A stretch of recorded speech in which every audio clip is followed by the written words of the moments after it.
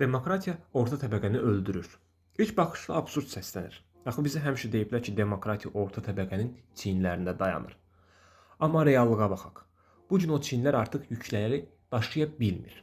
Orta təbəqə sistemin sahibi deyil. Sadəcə ən böyük vergi ödəyicisi və ən səssiz qurbandır.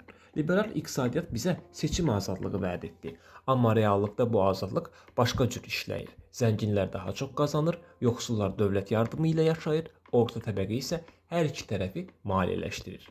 Biz demokratiyanın vitrini üçün işləyirik, amma o vitrindəki məhsulları almağa gücümüz çatmır.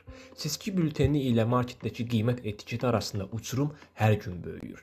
Demokratiya artıq təkcə idarəetmə forması deyil, bir növ siyasi istehlak məhsuluna çevrilib. Orta təbəqə isə bu məhsulun ən baha qiymətə satıldığı müştəridir.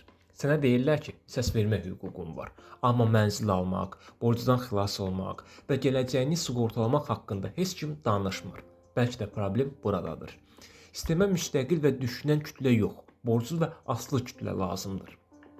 Biz azad olduğumuzu zənn edərkən, bəlkə də sadəcə betonlarla bağlanmış rəqəmsal feodalizmin içində yaşayırıq.